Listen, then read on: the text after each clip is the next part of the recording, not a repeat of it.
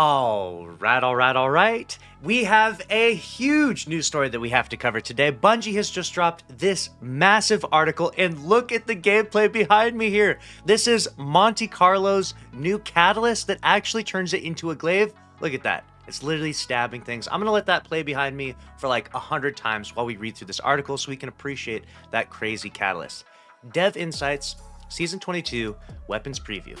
Happy Wednesday, Guardians! We've got a new Dev Insights article dropping in hot today, this time diving deeper into what the world of weapons will look like with Season 22, from the highly coveted Monte Carlo Catalyst to overall balancing philosophy. Here's a breakdown of what players can look forward to when the next season drops. First up, let's look at balancing. There's a lot of different weapon changes coming with Season 22. They're adjusting a few archetypes, buffing some things, and this is going to be a really interesting article, especially if you're interested in knowing what the meta is going to be moving forward. Weapon balancing. Hello everyone, Weapons team here to look forward to Season 22's Weapon Balance Pass, but first, something different. They're going to do a look back at what they did with their mid-season patch. So here we go. This is something we haven't done before, but in the future, we hope we can do it more often. We'd like to take a quick glance back at how the sandbox looked in the couple of weeks leading up to the mid-season Balance Pass, and then compare that to how it changed in the weeks following it. Hopefully this gives you a clear picture of how things have shaken out and what we may be looking to tune in the future.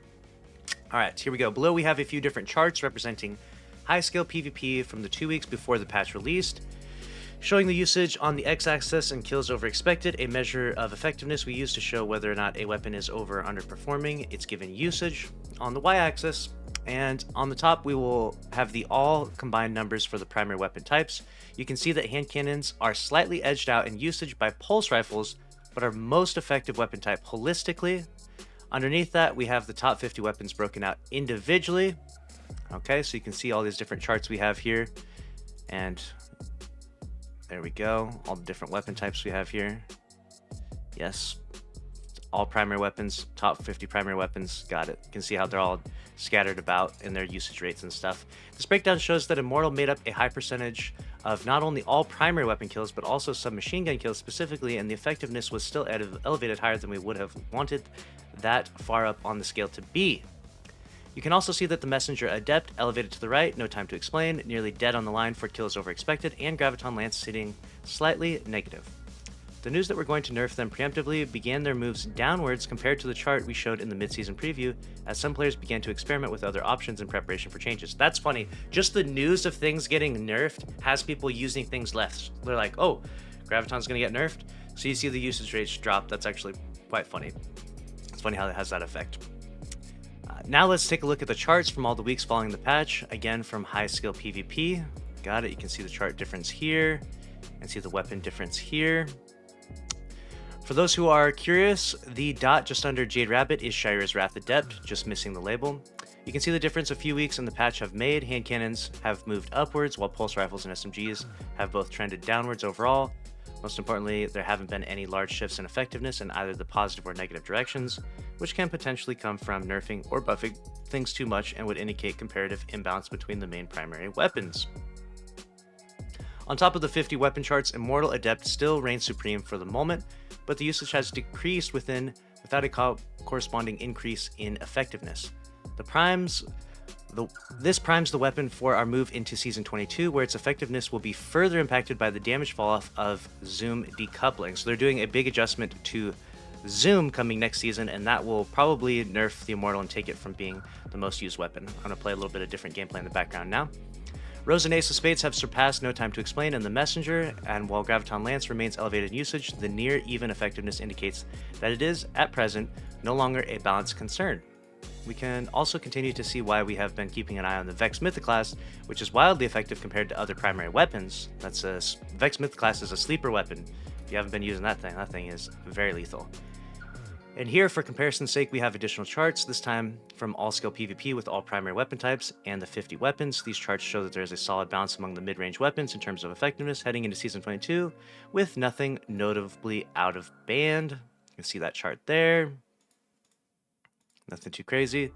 A couple of interesting things to note: hand cannons are comparatively much less effective when we add the lower skill levels back into our analysis. And its set of exotic auto rifles are one of the highest up on the chart. Interesting. This is a good indication that we should keep a close eye on auto rifles, especially given most of them will be receiving a buff to range in Season 22. That said, we saw on the high skill charts that they tend to drop dramatically in effectiveness as you get into higher skill brackets where peak shooting and playing cover is ubiquitous. So auto rifles are extremely lethal in their usage, but people tend to use the playstyle of peak shooting where they're strafing left and right behind an object, and so that's why hand cannons tend to have an advantage, especially at the higher skill levels when pretty much every good player utilizes that playstyle. As always, we'll keep our eyes on the numbers and our ears peeled for feedback from the community on how things feel, and we'll be out there playing alongside you. Now let's get into what you expect from weapons in Season 22. So let me know your thoughts down below. What do you think about the mid-season patch that happened in Season 21? We made a previous video saying that it didn't really effectively move the needle too much. However, when looking at the data, it did seem to move it a little more substantially than we initially thought when we looked at the trials report, at least. So not too bad overall. I feel like, I don't necessarily want big sweeping adjustments from the mid-season patch. I just want if there's 1 or 2 outliers to be brought down. And at least it did do that to some degree. Season 22 weapon balance changes. Global. A while back, when we made the swap to infinite primary ammo, it unintentionally generated a bug that caused double special weapons to drop heavy ammo at an increased rate. While we find some applications of double special to be interesting, particularly builds utilizing special weapons with custom ammo economies like trace rifles and Forerunner, providing a flat-out benefit to ammo, was negating the trade-off of running double specials. PvE kills with 2 special weapons equipped now generate heavy ammo at the same rate as 2 primaries or 1 primary, 1 special. So that's the big nerf to double special like we previously covered in a video on this channel.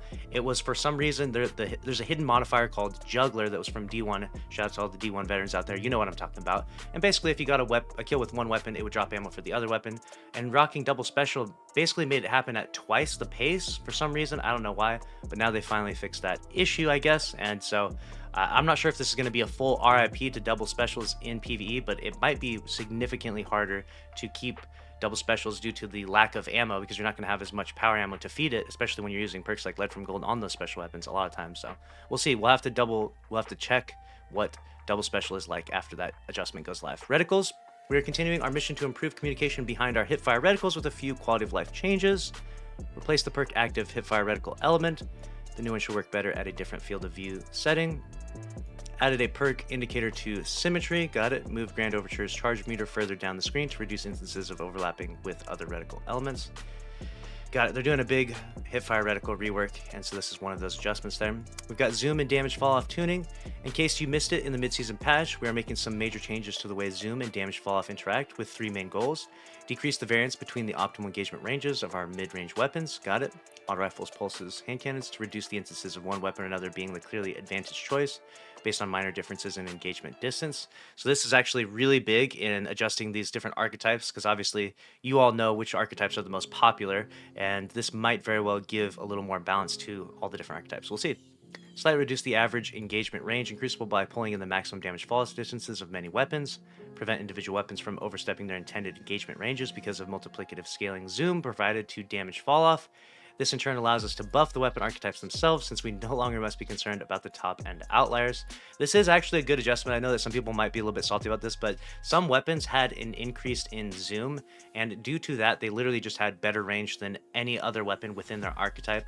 And so an adjustment to that was made previously, and now they're just adjusting this overall with a rangefinder as well. And this should actually be a good change overall. To do this, we're going to be enforcing something called range compression, where the highest achievable damage fall-off range on almost all weapons has been reduced to some extent. Certain weapons have been reduced more than others. Then in many cases, the lower edges of their damage fall-off ranges have been brought upwards. So we'll have to get in there and test all these things, because obviously, we're not giving us the specifics of which ones have been reduced more than others. It would seem like SMGs are probably getting one of the more harsh range nerfs. We'll see. Before we jump into that, let's take a moment to explain what zoom does and how it interacts with damage falloff. Up until Season 22, the zoom stat has always provided 4 positive benefits when aiming down sights. Scales damage falloff distance, scales aim assist falloff distance, increases accuracy, reduces recoil. As of Season 22, we have removed the first benefit from that list, so the zoom stat will no longer scale damage falloff distance. In its place, we now have a new stat called the aim down sights damage falloff scaler, which we have applied to all weapons that can experience damage fall-off. Got it. Note, the following goes into deeper detail than some may desire digging. If you want to go ahead and skip all the numbers and mumbo-jumbo, feel free to jump down to the weapon archetype section. So we're going to go through this because we are uber nerds, but we'll try and briefly go through it, gloss through it, because it's not that important, I think. But if you're actually curious as to how this all stuff works, here we go. Prior to Season 21, the ADS fall-off distance was formulated when you aim down sights by multiplying the base damage fall-off distance by the zoom of the weapon. From Season 22 on, the ADS damage fall-off distance will be formulated by multiplying the base damage fall-off distance by the ADS damage fall-off scalar stat value. So they're basically reworking the algorithm for how range works and how the different scalars work within the game. Below you'll find a handful of tables that will explain the changes and their effects on various weapon archetypes. The first table shows the current zoom values for weapons and their base, and with rangefinder in comparison to the new ADS damage fall-off scalar value. Below that we have a comparison with the Season 21 damage fall-off start distances for all primary weapons, and then their values in Season 22 with the new changes. Then we have the comparison data for special weapons, which have all been tuned to keep them mostly in line with where they are currently, except where it is noted. Got it. So this graph is going to be pretty good here in a moment. We do not expect these values to be final, but we wanted to start the mid-range weapons on a more even footing than they have been in the past. Keep in mind that even with their damage fall-off starting values being similar, weapons will perform differently once their damage fall-off begins. As they currently do in the live game, rifle-style weapons will experience fall-off more gradually, while handheld ones will experience it more quickly, but the differences should be much less extreme. Got it. So if you don't know, previously when someone would step out of the damage fall-off range, it would basically go from like full damage to like half damage, like instantly. Like they would step like 1 foot out of that intended range. And so what they're trying to do here is create a much more dynamic system where as you gradually walk further away from a target, as you get more distance from a target, you gradually lose less damage at a much better scale rather than it just being like a flat drop off. You know, a good example of this more than anything is if you've ever used like Legend of Acris. There's literally a moment where it does full damage, and then if you take just a half a step backwards, it does 0 damage, nothing. It does like, none of the pellets land for some bizarre reason. Legend of Acris is probably one of the better examples for understanding this concept and how it works and how it's very rudimentary and how they're trying to create a much more advanced system with this. And I think this is a good thing overall. In addition, we have hand-tuned a small list of exotic and special weapons with the intention of keeping them near where they are in the live game, as opposed to allowing them to receive substantial buffs or nerfs within the overarching changes, and we'll share those details below. We have decoupled damage fall-off from zoom, fixed ADF fall-off scalar, got it. So we've got weapon type sidearms, base zoom 1.2, base zoom 1.3 and 1.2, got it. So once we choose the new values for the ADS damage fall-off stat for each weapon, we went through and updated the base damage fall-off values to fit the new scheme, thus allowing players to invest in the new range stat, offset from the reduction caused by the loss of the higher than average zoom, got it. Range of the stat is much more easily acquired on most weapons than zoom is, so this allows more weapons to get closer to the maximum values that were previously only achievable with high base zoom or rangefinder, without allowing any of them to reach or exceed what previous maximums were. In the case of aggressive hand cannons with the ADS modifier fall scaling up to 1.5s, they were far too rangy. So 120 RPM saying they're far too rangy. They still come out positive for the exchange compared to the base behavior before. Here we go. Rebalance the base damage fall-off start on several weapon archetypes to account for the new ADS damage fall-off scalar values, sidearms, SMGs, auto rifles, aggressive hand cannons, and pulse rifles. And then you can see the chart here of how the adjustment is going to look overall. This is all just a bunch of numbers, mumbo jumbo like they were saying before.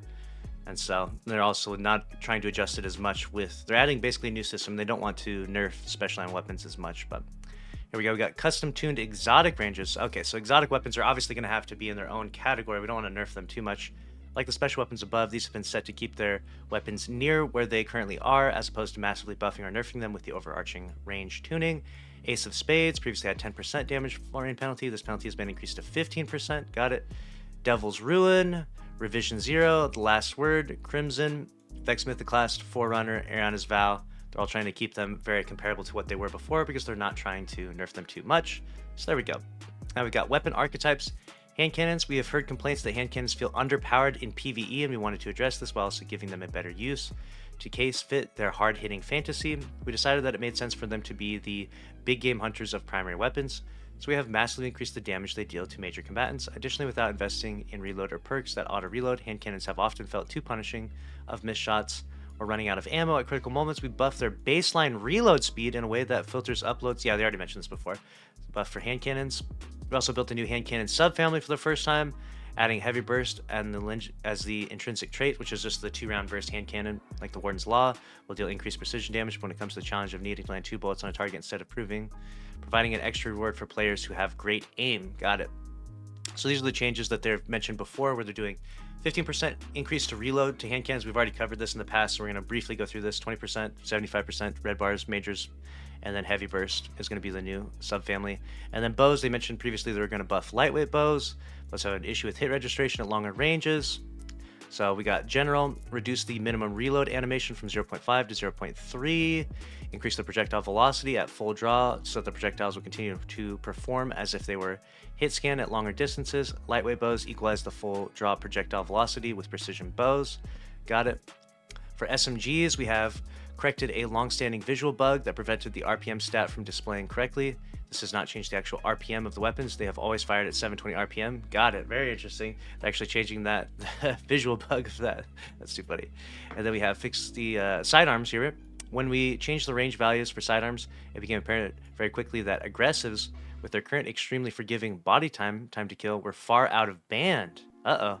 Aggressive reduced base damage from 32 to 30. Oh, geez. Then we have pulse rifles, okay. BXR Battler increases zoom back to 20, okay. And then we have shotguns. General, fix the impact stat on the Comedian. RIP, the Comedian has always been one of the most trash shotguns. I don't know if this is actually going to help it, but it has always been such trash. Fusion rifles, fix an issue where Adept Masterworks and Enhanced Intrinsic perks were decreasing the damage dealt by fusions when they changed the charge time stat.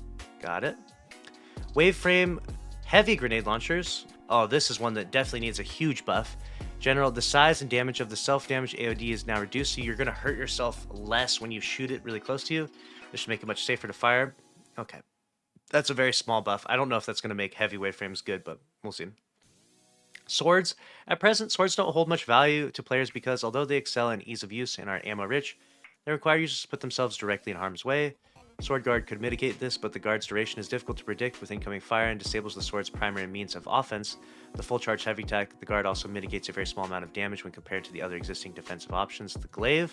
Further, while numerous sword guarding related perks are already in place with the game, they don't seem to see much play, so we decided to undertake a rework with the aim to increase the viability of blocking to advance on enemies, increase the value of sword guarding related perks, as well as allow guardians to use their fully charged heavy attacks more often.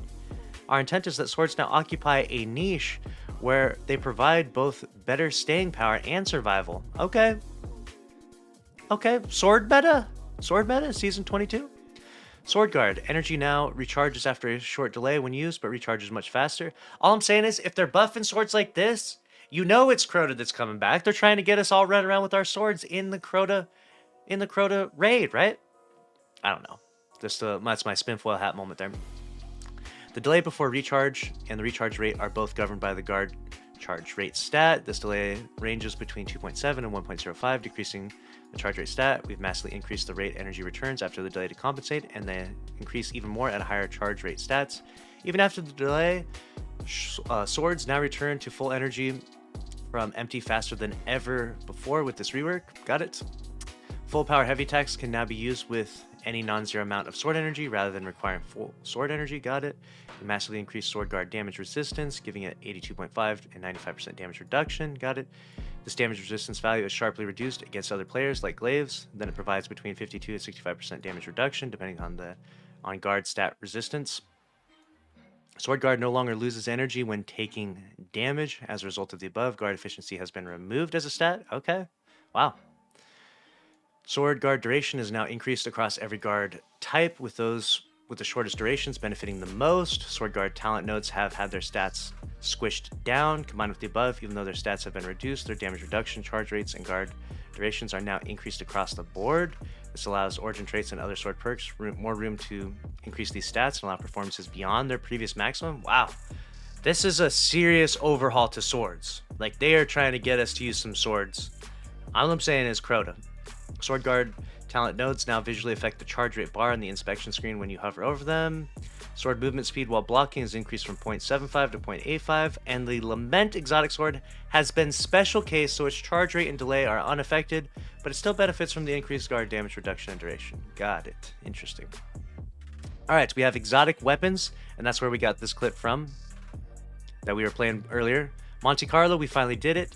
the mechanically and most complex catalyst we have ever done, requiring a host of custom animation work and a lot of things that we have never done on a weapon before. We hope you enjoy it. Quicksilver Storm, players have been reporting that it felt like the ammo was not being loaded into Quicksilver Storm at the correct time. We investigated and discovered a misalignment with the animation and the ammo loading that has been corrected, so they're fixing this. Fixed an issue where ammo was loading into Quicksilver Storm slightly too late in the reload animation. Dead Man's Tail fixed the displayed impact stat. This is cosmetic only. Damage per bullet is unchanged. Two-Tailed Fox reworked the Catalyst perk, Third Tail. The performance of this weapon was just a little bit off, so we have changed it to fire the third rocket following the second rocket instead of at the same time, which helps it lean harder into the Three Tails fantasy. Two-Tailed Fox now fires 3-shot burst from Catalyst instead of firing 3 rockets in a 2-shot burst. Got it. Vergla's Curve, we have fixed an issue where Whisper of Fissures gets the kill. It does not count for Hail Barrage stacks. We've also buffed the weapon's performance in PvP when using Hail Barrage. Okay. A little substantial buff to Vergla's Curve bow. Whisper of Fissures now detonates Hail Barrage stacks, and the Stasis Crystal was created by this weapon. Shiver Quiver now activates when slowing enemies. We increased the slow stacks from 40 to 60 when hitting players directly with the Hail Barrage arrows. Okay. This allows for a freeze if 2 Hail Barrage arrows hit the same player. Wow. That's a nice buff. Le Monarch. Uh-oh. Lemon has been long a thorn in the side of many high-end PvP players. Here it is. Le Monarch's getting the axe. This is going to be rough.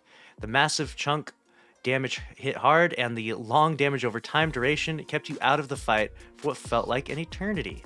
We have decided to address both facets of this problem at the same time by shifting Lemon to use the same damage profiles as a lightweight bow. It now deals 85 damage on impact to the body and 136 to the head against players. We've also reduced the damage over time duration from 3 seconds down to 1.5, wow, which makes it feel significantly less painful to be hit by this weapon. The damage over time deals the same total damage as before against players, divided into 6 ticks instead of 8, but we have increased the damage over time benefit in PvE by 50%. In PvE, this should result in a slight DPS increase, with the reduced impact damage being offset by the faster draw time and the increased damage over time. Let's go!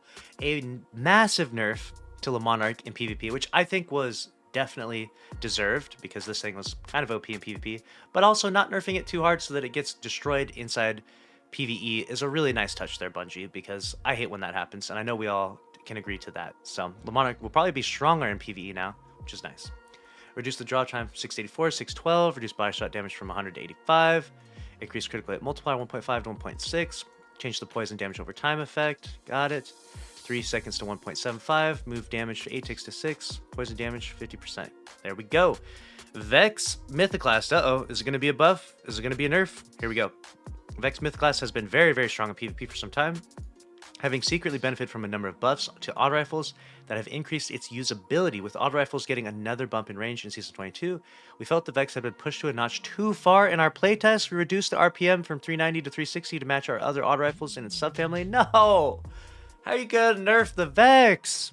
At the same time, we wanted to make sure this weapon was not a DPS increase in PvE, so we have increased its damage to compensate.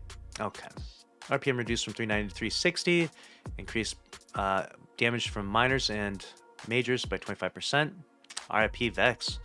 Wow, that was a sleeper weapon that I've been talking about for a while, and now it's going to be no bueno.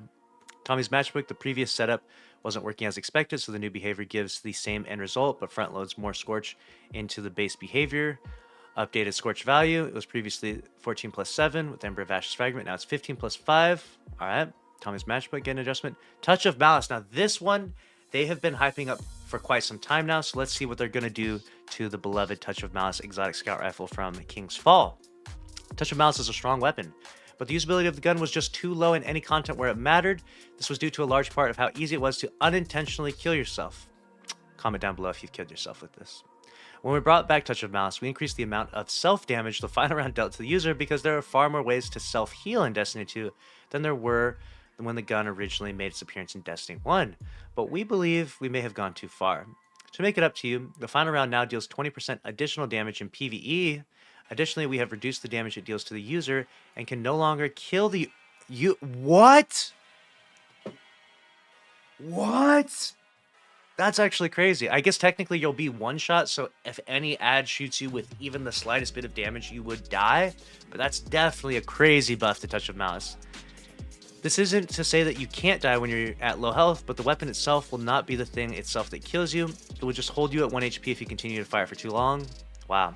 We're also set up the Touch of Mercy perk to be a lot more useful and easier to activate, and we have fixed the Ball of Darkness to correctly deal arc damage, blinding PvE combatants. Wow, that is a massive Touch of Malice buff. Increased final round damage 20%, decreased self damage from 10 to 7, final round no longer kill you. Wow.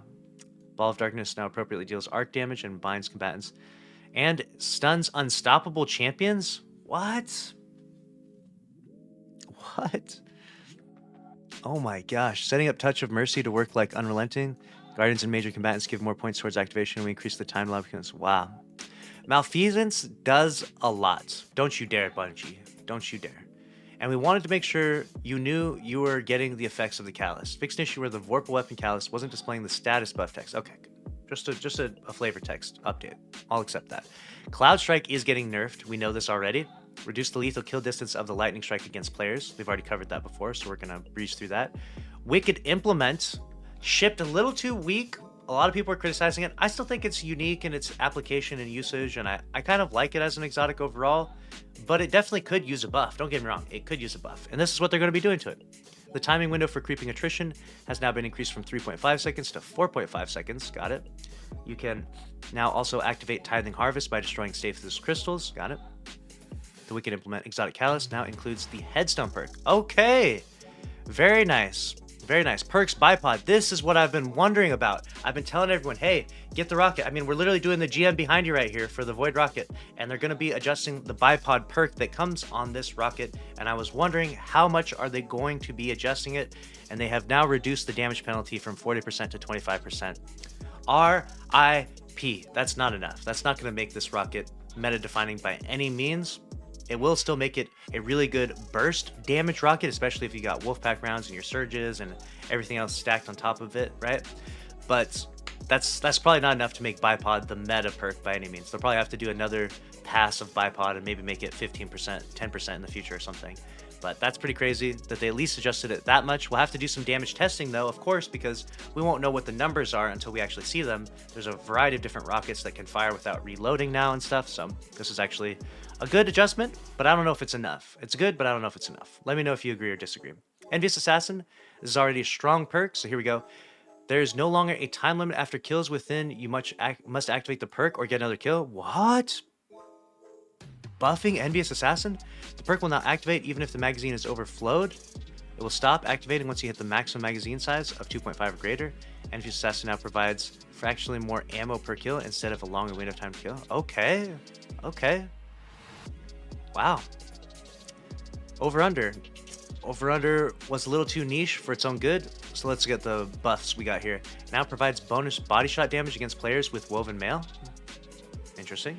Increase the bonus damage against combatant shields. Got it. And deals significantly increased damage to enemies who are enhanced by Dark Cabal overshields, in addition to enemies shielded by Lucent Moss. Interesting. I have to take this in the Lightblade, apparently. We've got Under Pressure. Reduce the maximum accuracy cone scaler from 0.5 to 0.75. RIP. Under Pressure has been long a perk that offers an upside reward for comparatively little risk in PvP. That's why they're nerfing it. That hurts.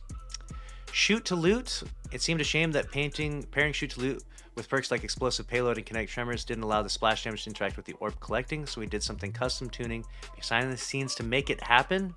We also removed an unintended interaction that allows Shoot to Loot to continuously grant ammo to overflowed magazines. No longer triggers the reload when shooting a special brick that could be picked up while also having an overflowed weapon equipped. Got it. Explosive damage now interacts with Orbs of Power. That's actually a really nice change right there. Valiant Charge. This perk now deactivates as intended after a single swing. This is a sword perk. Perk now deactivates after the initial sword swing. Got it. We have Ambush. There's a bunch of different perks. They're doing a big overhaul to so many different things like they usually do. This is actually pretty exciting stuff here. I'm going to keep playing this Monte Carlo clip because I like this so much. There were certain unintended damage impulses that were causing the Ambush Origin trait to deactivate, so we excluded those from the list of potential triggers. No longer deactivates from healing, fall damage, or being shot by allies. Got it. Explosive Light fixed a bug where the enhanced version of the perk was granting 2 stacks on the initial orb pickup. No! How are you gonna nerf Enhanced Explosive Light, Bungie? What are you doing? Chill Clip reduced the slow stacks from 60 to 40. Wolfpack rounds no longer trigger this perk. What? What? You're nerfing Chill Clip Bungie. What are you doing? What are you doing? To craft or not to craft, here's what's changing. Weapon crafting is a large part of Destiny 2, and with the new season on the horizon, we've got a few things to look forward to, from changes to how weapon progression works to overhaul crafting and economic changes. Here's a brief overview of what types of changes are coming down the pipeline for Season 22, weapon progression earning, what's changing. While Shuro Chi style weapon leveling farm is not ideal, that's too funny. Instead of nerfing that type of behavior and taking the option away from players, we've decided to buff the weapon leveling progression obtained through more meaningful methods like activity completions and PvP kills. We're also adding a currency-driven method of directly advancing a weapon's level. This is an excellent change. I'm sick and tired of trying to level up a weapon, a crafted weapon, in Shuro Chi. I think you're all a bit exhausted from it. I know it's the much more effective way, and obviously you don't have to do it, but it's just way faster, and so it's going to be much nicer to do it by actually playing the game as intended. Since the opportunities to get kills in PvP are far lower than what is possible in PvE, we'll be increasing the amount of progression earned by defeating Guardians in PvP activities, beginning with Season 22. Love that. Crucible, Trials, Dares, Wellspring, Gambit, Platinum, got it, love it. We're also adding the additional capability for progress that exceeds the current level to roll over to the next level. Love that. This issue has been a prominent talking point. Looking for craft for a while because the way the weapon progression functions, due to the necessity to store a weapon level and progress on each individual weapon, the weapon leveling system could not be set up in a similar fashion to how the season pass level works or how character level worked in the past. Love that. Due to the risk of some technical gremlins, we deprioritized this work in favor of deep site changes made in Season 20 and 2021. However, you'll finally get the rollover behavior in Season 22. Let's go! Weapon leveling, revamp, overhaul. I love that. As a result of this rollover change, weapon leveling throughout completing activities should see a large overhaul increase in efficacy, not just limited to the specific types we're explicitly modifying for Season 22. Got it. Cool. To round out the weapon progression changes, we're also adding the capability to directly increase a weapon's level through currency expenditure. Interesting. Crafted and enhanced weapons will both receive a new mod slot in their weapon details where you can spend glimmer and enhancement cores to boost the level of the weapon. Bungie. This is amazing. Whoa. This is amazing. I love this so much. While there is no cap to how far you can boost the weapon's level to, the cost of this boosting will increase the relative to the level of the weapon. Wow. People are about to blow through their currencies getting this stuff done. You're going to be able to craft your weapons like pop, pop, pop, pop, pop, or level them up really, really fast. Craft them, level them up. That's actually really sick. I love that already. Weapon usage is meant to be the main path for increasing a weapon's level. However, within the restrictions of how many weapons you can level at a time, and the always increasing expansion to the amount of weapons that have a level, we wanted to provide an alternative method of leveling that allows for both jump starting of a craft weapon and the ability to level a larger amount of weapons stockpiled in your inventory. We don't want the level boosting costs to feel prohibitive. However, we do want players to have to make choices over which weapons they want to boost. Let's go! That is a nice change, Bungie. Like that one a lot. Crafting economy changes. Another change we are making is that resonant and harmonic alloys will be deprecated as a required material and will no longer be obtained during a dismantle starting in Season 22. We are planning on removing these materials entirely from the game at some point in the future, but until then, your remaining materials will be available for exchange with Glimmer at Rahul. Tell him hi for us. Got it. Yamuna weapon pattern acquisition. While there have been modifications to the reward behavior in these weapons, the changes haven't had the desired impact. Weapon patterns seem to be too elusive. For those that are highly engaged in Season 22, they're making additional changes. The Neomuna Weekly Pinnacle Story Mission Score Challenge will provide guaranteed Neomuna weapon pattern progress for the first time it's completed each week. This is what we've been needing. If you're trying to craft those Neomuna weapons, you'll notice that it's just like ridiculously hard to get those patterns. This is what we need, a big overhaul to this so you can actually craft some of these good weapons. Neomuna Vendor Engram upgrade will increase the drop chance of deep sight Neomuna weapons. This is retroactive if you've already claimed the vendor upgrade. Throne World Vendor Engram upgrade will also receive the same behavior from the Throne World Deep Sight weapons, and again, this will be retroactive. Got it. Season 22 will also include a bug fix in the underlying Deep Sight drop system that manifested the major overhaul that we did for LIGHTFALL. This bug could decrease the deep sight drop rate as you neared the completion of a pattern set. Interesting. Although this deep sight bug on its own would normally have a low impact on deep sight behavior, the problem was exacerbated when coupled with the lack of deterministic deep sight sources for Neomuna weapons. Wow, what a crap bug that was. What the hell? That's unfortunate that was even a thing. We believe that crafting is more in line with our original vision since the launch of SWEATCICLE. We're still making necessary changes to the system and are in the middle of developing a large crafting related feature targeted for the final shape year. We'll provide more details about these upcoming changes after they've spent a bit more time in the oven. We're excited to share more, and that's a wrap on our latest developer insights entry. There it is. That's the whole article. Wow, what a crazy article. Weapons are getting a big overhaul, and I'm really excited to see the new catalyst, of course, like we see in the gameplay in the background. I'm excited to see what the new PvP meta is going to look like. I'm excited to see the PvE meta being changed. I love the changes that come to the game like this, and I think that this is something that actually is really healthy for the game overall. I know that the conversation has been circulating quite a bit where a lot of people are saying we need sunsetting back in the game. I don't know why everyone is trying to throw sunsetting back into Destiny 2. We tried it when we came from Destiny 1 to Destiny 2. Everyone hated it. We tried it with Beyond Light. Everyone hated it. I don't think we need sunsetting. I think what we need is buffs and nerfs and articles like this. And I think that we need new things introduced to the game regularly. Now, obviously, power creep is going to be an issue. As soon as power creep becomes an issue, nerf some of that stuff down. Buff some of the other stuff that is previously really weak. Make it much stronger. Keep adjusting the game in those slight ways and keep innovating, Bungie. Don't fall victim to more sunsetting. That's my opinion, though, and I know some of you down there will disagree, but it's become quite a hot topic, and it's one that I'm probably going to have to make a full video on because I really don't think that we need to get back into the conversation of sunsetting. I think that quite literally could be the death of Destiny 2, but I'll save that for another video. Make sure you subscribe to this channel, smash that like button, and click on the screen here to watch another video. I'll see you over in that next video. Thanks for watching. Later.